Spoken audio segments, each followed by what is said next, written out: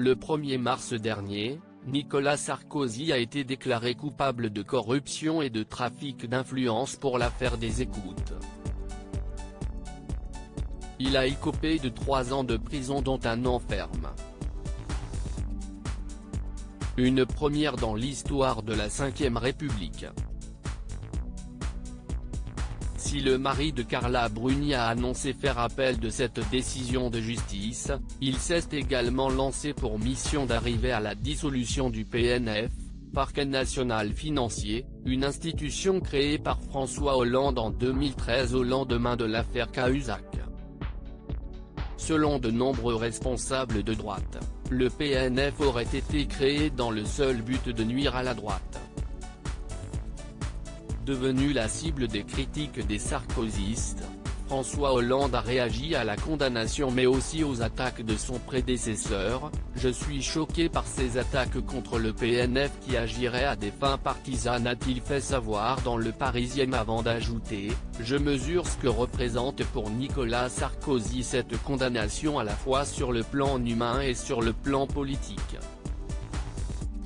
En revanche, ce que je n'accepte pas, ce sont les attaques répétées contre la justice et son indépendance, avec des magistrats qui sont nommément pointés du doigt.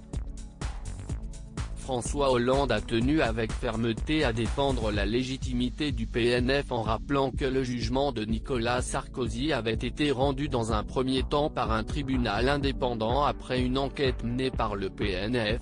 Ce n'est pas le PNF qui a condamné messieurs Sarkozy, Herzog et Azibert, il a simplement fait des réquisitions durant le procès, a indiqué François Hollande.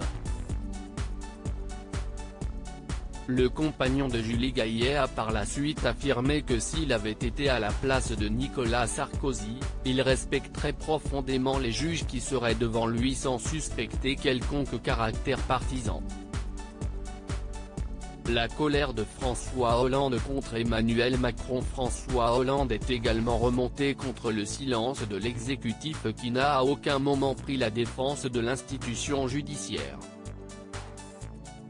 Il regrette notamment que le garde des Sceaux, Éric Dupond-Moretti, ne soit pas directement monté au créneau face à ces attaques de la part de la droite. François Hollande déplore également l'inaction d'Emmanuel Macron et espère que ce dernier saura désormais se rattraper en s'exprimant à ce sujet. Dans une démocratie, on peut commenter une décision de justice mais pas disqualifier l'autorité judiciaire.